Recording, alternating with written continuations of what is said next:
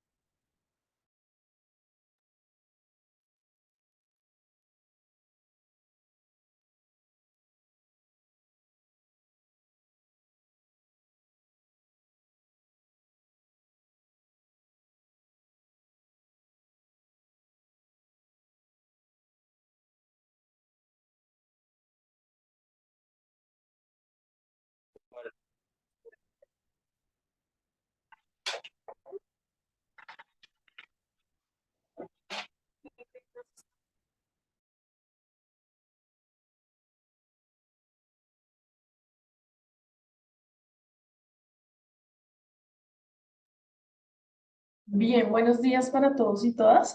Entonces Buenos días. buenos días. Vamos a continuar con la clase de química ciclo 6, décimo y 11, ¿cierto? La clase anterior estuvimos trabajando propiedades de la materia, ¿cierto?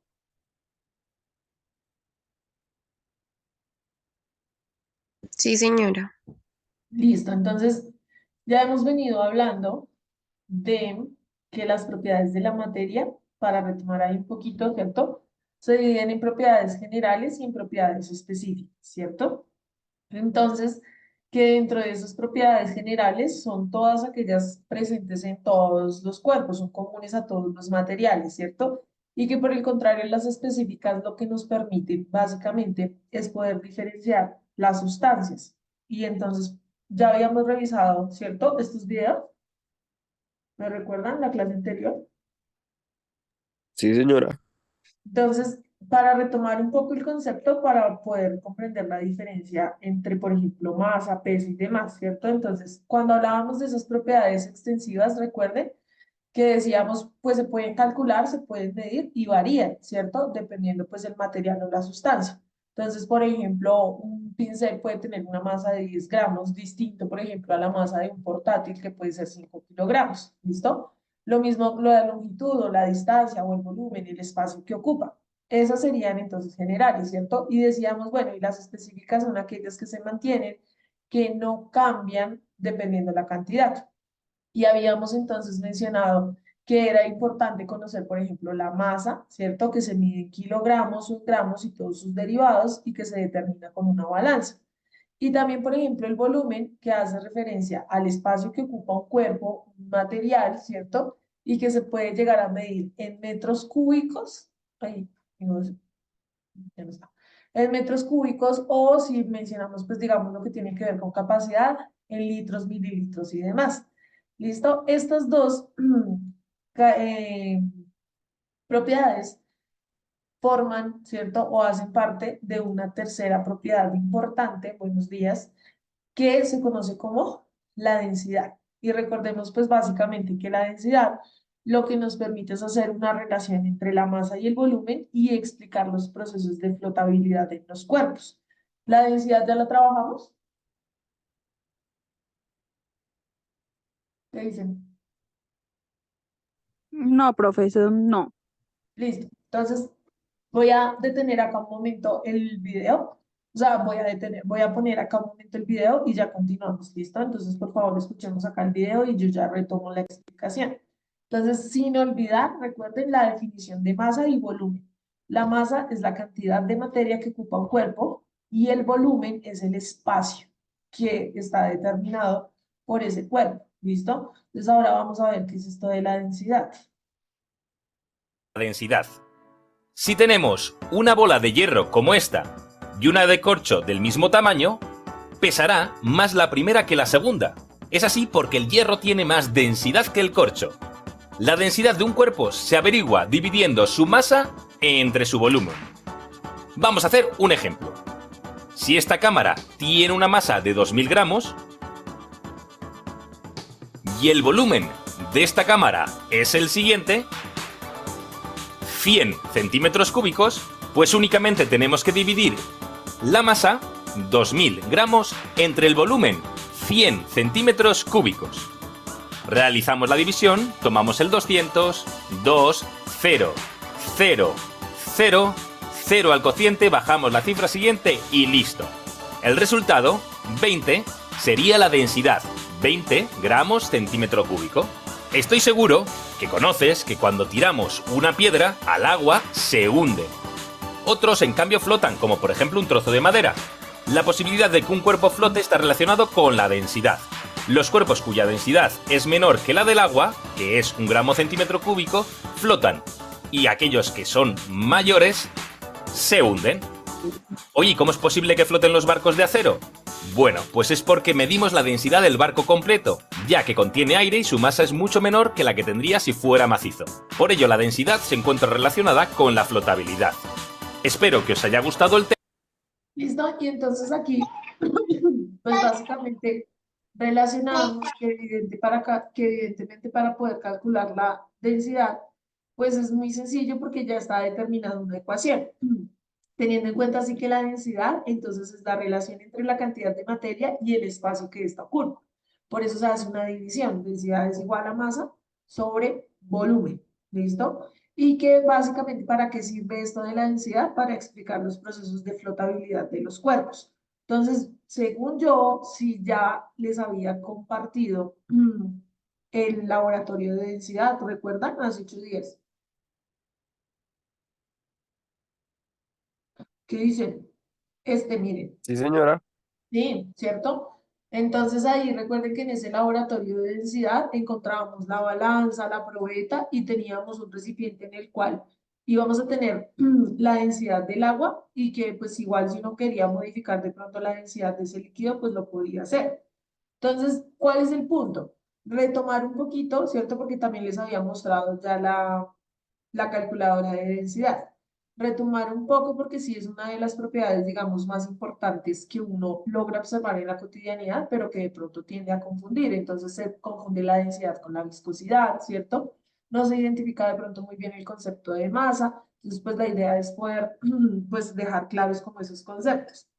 Entonces, por ejemplo, aquí hay algo y es que ya habíamos generado el ejercicio, entonces se mide la masa, se mide el volumen y si dependiendo la densidad yo puedo llegar a predecir cuál va a ser el comportamiento, ¿cierto? Entonces, por ejemplo, si volvemos, hacemos acá el ejercicio, 18.7 gramos, recordemos acá en la calculadora de densidad, entonces yo digo, quiero que me la calcule en gramos sobre mililitro, perdón, acá está, y tenemos 18.7 gramos y es 1.7.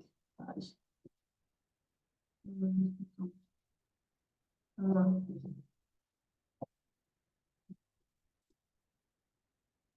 Y reviso entonces su volumen y digo, su volumen es de 13 mililitros y al ponerlo acá en mililitros, disculpen, voy a poder predecir.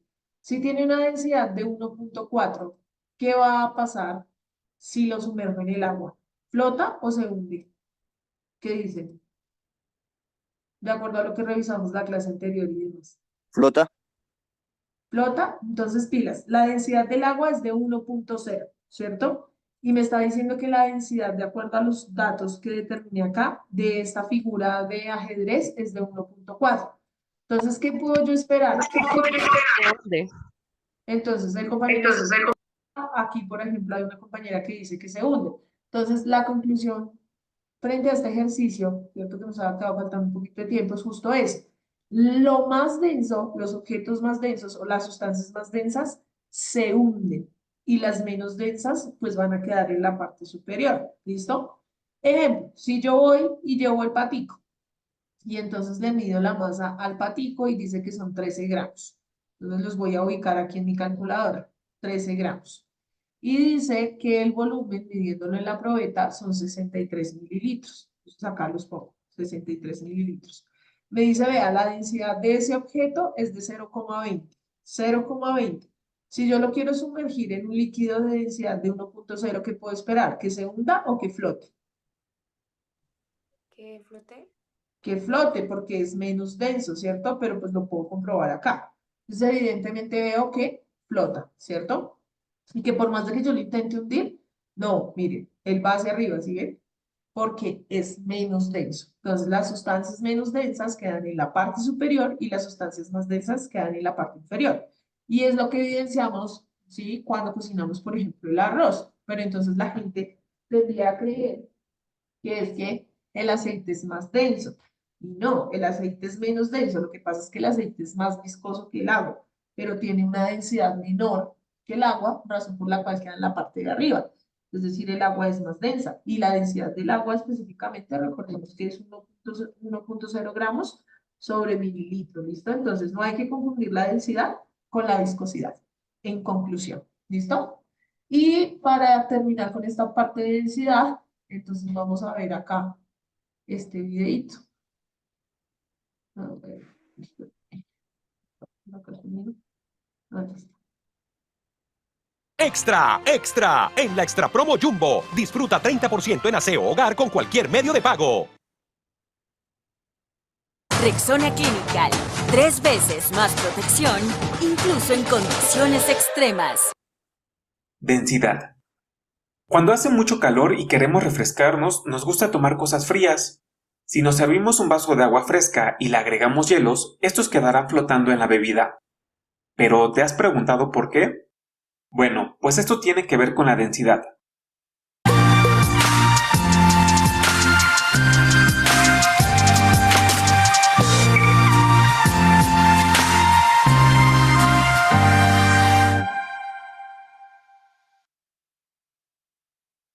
La densidad es una magnitud física en la que existe una relación entre la masa de un cuerpo relacionada con el espacio donde se encuentra. Es decir, cuánta masa hay en un volumen determinado. La fórmula de la densidad se representa con la letra griega ρ, y esta nos dice que es igual a la masa que generalmente está expresada en gramos entre el volumen, que este puede ser representado en mililitros o en centímetros cúbicos. Para el ejemplo del agua, supongamos que esta está a temperatura ambiente, que podríamos decir que es unos 20 grados centígrados, y la queremos enfriar agregándole hielos que están a 0 grados centígrados. Pues bien, la densidad del agua a 20 grados centígrados es de 0,998 gramos sobre centímetro cúbico, mientras que la densidad del hielo está a 0,917 gramos sobre centímetro cúbico, suponiendo que esto lo hacemos a nivel del mar. Vemos que el agua líquida es más densa que el hielo. Por cada centímetro cúbico de espacio hay 0,998 gramos de agua, mientras que para los hielos en estos solo hay 0,917 gramos por cada centímetro cúbico. Es decir, el agua líquida es mucho más densa, más pesada que los hielos.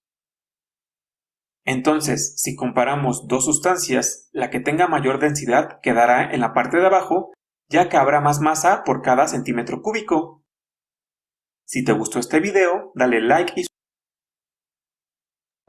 ¿Listo? Entonces, para aclarar de pronto algunas situaciones, ¿cierto? Entonces acá dicen, vean, básicamente cuando uno se quiere refrescar, uno puede llegar a poner, ¿cierto?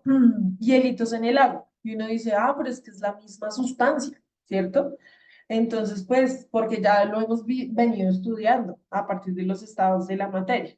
Pero resulta que dependiendo también la organización de esa sustancia, del estado en el que se presente, pues la densidad puede llegar a variar, ¿cierto? Es decir, ¿qué pasa? Cuando el agua está en estado líquido, tiende a ocupar menos espacio, ¿listo? ¿Por qué? Pues porque sus partículas están muy unidas y lo veníamos hablando.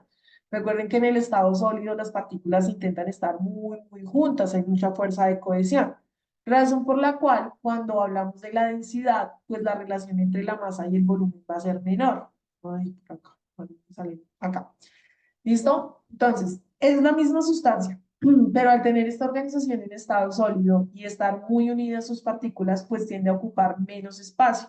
Entonces, voy a tener una densidad menor que la del agua en estado líquido, ¿listo? Pero sigue siendo la misma sustancia, pero sí varía de acuerdo entonces a la temperatura y el estado de la materia. Por el contrario, por ejemplo, en el agua en estado líquido, ¿cierto? Recuerden que las partículas se empiezan a separar un poco más, no del todo, pero se dice que hay un equilibrio, ¿cierto? Entre las fuerzas de cohesión y las fuerzas de adhesión. Lo que hace que entonces, como empiezan a estar más separadas, pues quieran ocupar más espacio, razón por la cual la densidad va a ser mayor, ¿listo? Entonces hay que tener en cuenta pues esa, como también esa especificidad y esa explicación frente a lo que tiene que ver con la densidad. Y pues la conclusión importante frente a lo que mencionábamos ahorita, la sustancia que tenga mayor densidad, entonces quedará en la parte de abajo y lo menos denso quedará en la parte superior.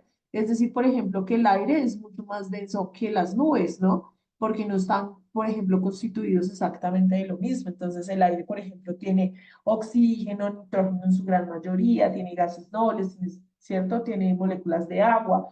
En cambio, cuando hablamos de las nubes, estamos hablando de que tienen una composición específica de vapor de agua, razón por la cual son menos densas y efectivamente se ubican donde están. Entonces, la densidad me permite también explicar algunos fenómenos de la naturaleza. ¿Listo? No sé si hasta ahí de pronto hay alguna pregunta, sugerencia, reclamo. No mentiras, reclamos todavía no, pero de pronto alguna pregunta. ¿No? Ese No, sí. señora. Bueno, pero quedó claro, digamos, el concepto de densidad que dice. Masa, Sí, volumen, señora. ¿no? Listo, perfecto. Hay otras propiedades que también son muy importantes. Entonces, por ejemplo, y que vemos mucho en la cotidianidad. Entonces, la conductividad, ¿cierto? Y es una propiedad específica. Pero resulta que cuando hablamos de conductividad, la conductividad puede ser eléctrica o puede ser térmica. ¿Listo? Ay, esperen que ahora les muestro el video. Entonces vamos a ver un poquito cuál es esa diferencia también entre lo que tiene que ver con conductividad eléctrica y conductividad térmica. Entonces primero esta.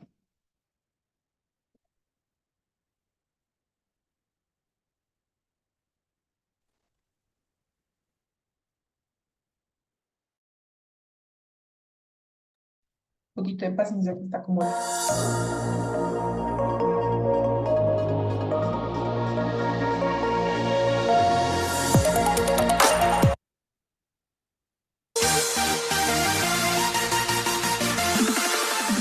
No todos los materiales permiten el paso de la corriente eléctrica de igual manera y se pueden clasificar como materiales conductores, aislantes y semiconductores. Los materiales conductores son aquellos que permiten el flujo de electrones contribuyendo el paso de la corriente eléctrica. Los materiales conductores son muy utilizados en la fabricación de circuitos eléctricos. Algunos ejemplos de ellos son los metales, por ejemplo el oro, la plata, el cobre, aluminio, bronce, hierro, entre otros. Los materiales aislantes o dieléctricos son aquellos en donde los electrones no pueden fluir en ellos, es decir, no permiten el paso de la corriente eléctrica. Es por esta razón que se utilizan como barreras para prevenir descargas eléctricas. Algunos ejemplos de ellos son el plástico, la madera, el vidrio, la cerámica, el papel, entre otros. Y por último, los materiales semiconductores tienen propiedades entre los materiales conductores y los aislantes. En la actualidad, el semiconductor más empleado es el silicio en la industria electrónica y de la computación para la fabricación de circuitos integrados y transistores. Otros ejemplos de semiconductores son el germanio, el selenio y el azufre. Interesante, ¿no? Acier. ¿Listo? Entonces, miren, cuando hablamos de conductividad eléctrica, si se dieron cuenta, depende de si hay un flujo de electrones. Entonces, los electrones son unas partículas subatómicas que se caracterizan y se llaman electrones, ¿cierto? Por tener mucha energía y dentro de ellos pues está relacionado con la electricidad. Entonces, cuando hablamos de materiales conductores es porque hay un flujo constante de electrones, ¿cierto? Permite el paso de la corriente eléctrica. En general, muchos metales son muy buenos conductores, aunque algunos son más que otros, ¿sí? Eso también va a depender de su ubicación en la tabla periódica y por lo tanto sus propiedades. Otros materiales entonces no permiten que se dé ese flujo como tal de electrones y se utilizan como aislantes, ¿cierto? Para poder también pues tener un control precisamente de la electricidad, teniendo en cuenta pues que es bastante energía, ¿cierto? Entonces tenemos ahí muchos materiales conocidos, el plástico, la madera, la cerámica, ¿cierto? Entonces ellos van a tener de pronto otras propiedades, pero no la conductividad eléctrica, pero sí, por ejemplo, sabemos que se relaciona, por ejemplo, con la conductividad térmica, la cerámica, el vidrio, bueno, pero ya ahorita la vamos a especificar. Y por último, entonces, esos materiales que llamamos semiconductores, pues pueden tener propiedades de conducir la electricidad, ¿cierto? Pero también, entonces, algunas características de aislantes o dieléctricos. Entonces, lo que hace, pues, que también sean, digamos, o estén dentro de la formación de muchos aparatos electrónicos actualmente. ¿Listo? Y pero también pues hay algunos otros elementos que también se clasifican como semiconductores. Tienen un poco más de control frente a ese flujo de electrones. ¿Listo? Entonces eso en cuanto a la conductividad eléctrica. Cuando hablamos entonces de conductividad térmica hay que tener en cuenta el concepto de calor y las transferencias del mismo. Entonces aquí vamos a ver eso.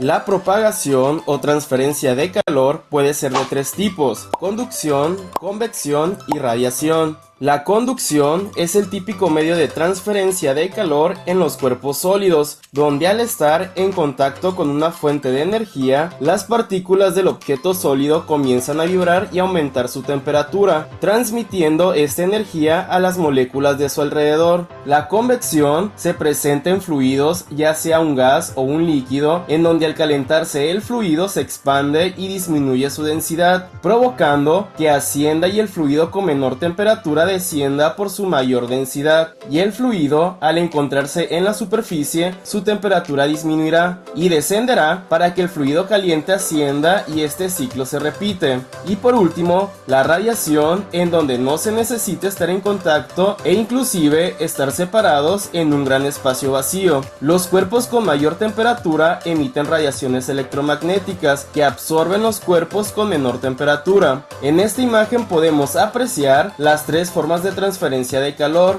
en donde tenemos una fuente de energía y la olla incrementa su temperatura hasta el mango por conducción. El agua en el interior de la olla eleva su temperatura mediante convección, y a pesar de no tener contacto directo con la fuente de energía, podemos sentir el calor mediante la radiación que éste emite. Interesante, ¿no? A cierta ciencia. Muchas gracias por ver el video, espero te haya sido de ayuda. Si te ha gustado, no olvides darle like, dejar tu... Entonces, cuando hablamos de conductividad térmica, sí. Cuando hablamos de conductividad térmica hay que tener en cuenta el concepto de calor, ¿listo? Entonces el calor es una transferencia de energía, es decir, siempre voy a requerir una fuente, ¿cierto? Pero hay tres distintas maneras de transferir esa energía. Entonces creo que el ejemplo más claro es este que nos mostraban aquí. Entonces tenemos una fuente de energía como nuestro fogón de la estufa, ¿cierto? Y ahí podríamos revisar los tres tipos de transferencia de calor. Entonces, la conducción básicamente es porque se conduce la energía, ¿cierto? Entonces, está la fuente, hay un contacto con un material, que en este caso pues, es de la olla, ¿cierto? Entonces, por ejemplo, es muy buen conductor térmico el aluminio, razón por la cual está presente pues, las ollitas que nosotros utilizamos. Entonces, al entrar en contacto con ese material, pues transfiere la energía tanto que puede llegar hasta percibirse en el mango de la olla. Entonces, es conducción y se requiere contacto, ¿no? Entre la fuente del material y hasta dónde debe llegar. Por eso se llama de conducción, ¿listo? El otro tipo de transferencia de calor, entonces, es la convección. Y ya se da directamente en la sustancia que se calienta, ¿cierto? Entonces, no está necesariamente el contacto de la sustancia con la fuente, sino con el material, ¿cierto? Y entonces, ¿qué sucede? Las partículas que están más abajo, pues obviamente van a recibir la energía mucho más fácil. Entonces se van a calentar primero. Pero al calentarse, pues estas, ¿cierto? Disminuyen su densidad y suben a la superficie. ¿Qué va a pasar? Pues las otras que están a menor temperatura bajan y van a obtener entonces la energía y se vuelve como un ciclo. Por eso se muestran esas flechitas. Entonces, básicamente, cuando ellos ya tienen la energía, vuelven y suben, las otras vuelven y bajan, porque en la superficie obviamente se va disminuyendo la energía al estar en contacto con el ambiente. ¿Listo? Entonces a ese se le denomina convección, transferencia de calor por convección. Y finalmente, pues tenemos la transferencia de calor o de energía a través de lo que se conoce como la radiación. Entonces, aquí en la radiación, la característica importante es que no hay que tener contacto con la fuente, sino que se percibe. De ahí que, por ejemplo, hablemos de la radiación solar, ¿cierto? De los rayos ultravioleta, porque pues el sol emite su energía y nosotros la percibimos sin necesidad de tener un contacto directo con el sol, con la fuente, ¿listo? Entonces, cuando hablamos de conductividad térmica, hablamos de la transferencia de calor. Y cuando hablamos de conductividad eléctrica, entonces lo que estamos mencionando es el flujo de electrones, ¿listo? Eso también para tener en cuenta como propiedades importantes, básicas y cotidianas de la materia. ¿Alguna pregunta? No, señora. No, señora. Listo. Yo espero que todo esté quedando súper claro, ¿no? Y la solubilidad como propiedad física. Entonces, ¿qué significará Descubre el nuevo y mágico fabuloso Energía Naranja. Fragancia intensa. Es una propiedad que también evidenciamos constantemente. Muchas de las cosas que utilizamos todos los días, ¿cierto? Realmente son mezclas, es decir, sustancias que están disueltas en otras. Entonces vamos a hablar un poquito acerca de esa solubilidad. Solubilidad. Seguramente cuando nos preparamos un café por la mañana y le agregamos azúcar, observamos que ésta se incorpora en el café. Pero si agregamos demasiada azúcar, aunque agitemos mucho, quedará algo de azúcar en el fondo de la taza. ¿Pero a qué se deberá esto? Bueno, pues esto es debido a la solubilidad.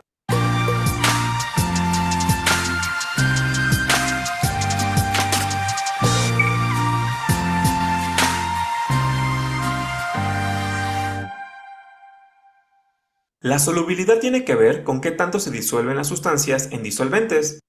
Recordemos que en una disolución existe tanto el soluto como el solvente, donde el soluto es lo que se va a disolver y estará en menor cantidad, mientras que el solvente o disolvente es lo que va a disolver al soluto y estará en mayor cantidad.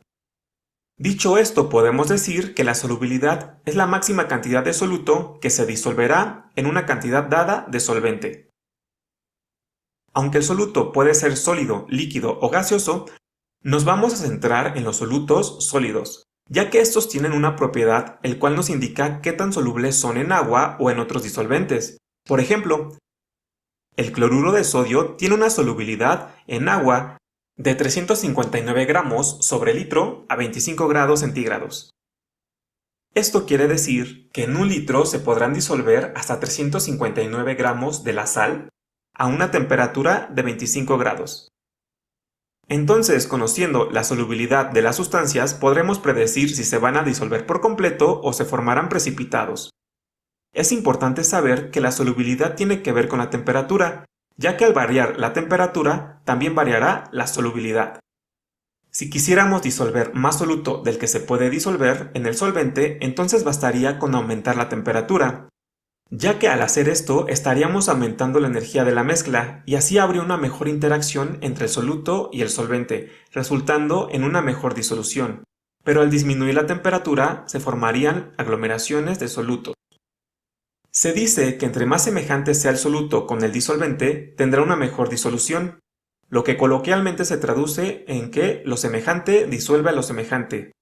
Es decir, que si las sustancias tienen fuerzas intermoleculares del mismo tipo y magnitud, entonces interaccionarán muy bien, habiendo una buena solubilidad. Listo, entonces la solubilidad como una propiedad específica también de la materia física, básicamente me dice la capacidad que tiene una sustancia de disolverse en otra. ¿Listo? El agua, por ejemplo, está clasificado como el solvente universal, porque es una sustancia que logra disolver a muchísimas o la gran cantidad de otras sustancias, ¿cierto? Sin embargo, pues también hay cosas que son insolubles en agua. El ejemplo que mencionábamos ahorita con la densidad del aceite. Entonces, el aceite como tal es insoluble, ¿cierto? Invisible en el agua. Pero en general hay muchos sólidos y muchos líquidos que se solubilizan en este, razón por la cual, como les digo, es conocido como el solvente universal. Entonces, hay muchos solutos, que así se les llama a lo que se va a disolver, que están en estado sólido, pero no necesariamente tiene que ser siempre sólido, ¿listo? Pero sí es lo más común.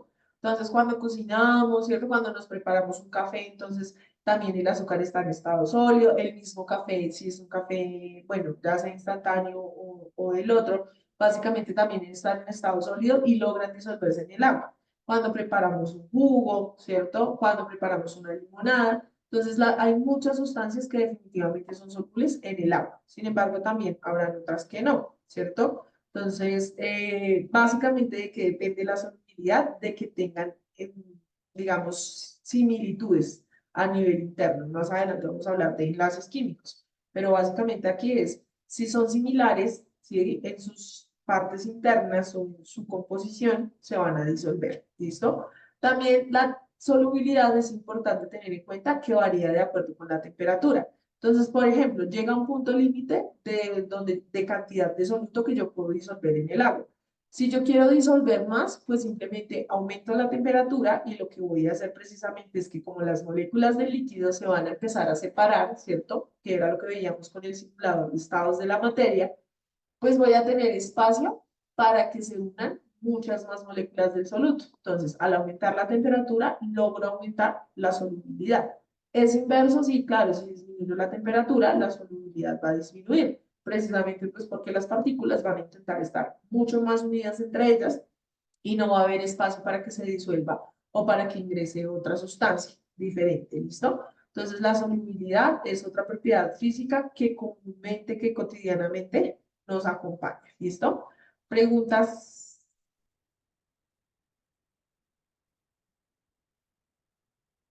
¿Tampoco? Listo, muy bien. Entonces, considero que hemos logrado hablar, pues, evidentemente lo que les decía, son muchas, ¿cierto? Pero hemos logrado hablar, pues, de las más importantes. La clase anterior, junto con los cambios de estado, pues hablamos, por ejemplo, de punto de fusión, punto de ebullición, que también son propiedades específicas, ¿cierto? El cambio de sólido a líquido y de líquido a gaseoso. Entonces ya hablamos de la solubilidad, de la densidad, también hemos hablado un poco de la viscosidad como la resistencia a fluir y hemos mencionado masa, volumen y densidad, ¿listo? Que serían como de las más importantes. Entonces, recordar que la masa es la cantidad de materia contenida en un cuerpo que se mide en kilogramos, el volumen, ¿cierto? Son las tres dimensiones de un cuerpo, alto, ancho y largo, y se mide en metros cúbicos o litros. Y que la relación entre la masa y el volumen es lo que conocemos como densidad, ¿listo? Que serían pues de las más importantes. No significa que la conductividad, la solubilidad o la conductividad térmica no sean importantes, ¿sí? También cotidianamente se ubican más, pero digamos que normalmente estas pues relacionan o explican muchos fenómenos también de la naturaleza. Y recordemos que la definición de materia es que es la cantidad, perdón, que la materia es todo aquello que existe en el universo y que tiene una masa y ocupa un lugar en el espacio, razón por la cual pues estas tres se vuelven también mucho más importantes, ¿listo? Vamos a dejar hasta ahí y la próxima clase vamos a hablar de peso y cuál es su diferencia con masa, ¿listo? Porque pues no lo voy a retomar ahorita porque no nos alcanza el tiempo y allí quedamos, ¿listo? Pero antes de irnos quiero preguntarles, ¿ya todos tienen el módulo? Es importante ese módulo, ¿listo? Porque ya la siguiente... No, profe, todavía. No, señora. No, profe, todavía no. Sí, profe. Listo, entonces miren. Yo sí lo tengo, No. profe. Listo, súper. Entonces, mire, las personas que ya lo tienen, perfecto, porque pues evidentemente ya vamos a casi que empezar a trabajar. Las personas que no lo tienen, por favor, esta semana, no sé, hablen con su coordinador, busquen gestionar. Si ya lo pidieron y les dijeron como que les avisaban para entregárselo, pues pregunten a ver si esta semana ya se los pueden entregar. Si usted no lo ha comprado, no lo ha adquirido, pues por favor vaya mirando de pronto la manera. Yo entiendo que hay situaciones, pero de pronto sí la manera de poder ir gestionar su adquisición, porque recuerden que al final del semestre, a partir de estas explicaciones, de lo que hablamos en clase y lo que vamos trabajando y las tareitas que vamos dejando, pues la idea es que el módulo vaya quedando solucionado, pues hasta donde alcancemos, hasta donde quedemos, pero que sí lo empecemos a trabajar, ¿listo? Entonces digamos que por hoy la tareita es los que ya lo tienen, chévere, porque pues ya lo tienen. En el momento que digamos vamos a trabajar módulo, pues simplemente lo sacan y lo empezamos a trabajar. Y los que no, empezar a mirar, ¿listo? A gestionar esta semana para que la próxima semana podamos ver pues peso, que es otra propiedad que nos hace falta, y revisar por lo menos ya las primeras preguntas, como las primeras 8 o 10 preguntas del módulo y continuar con explicaciones, ¿listo? Entonces eso es lo que les quiero decir ya para terminar. De resto, pues nada, que muchas gracias, nos vemos dentro de 8 días y que tengan excelente domingo. Bueno, Gracias, profesor. Gracias, profe. muchas gracias, que estén muy bien. Hasta luego. Gracias, profe, buen día. Igual, buen día.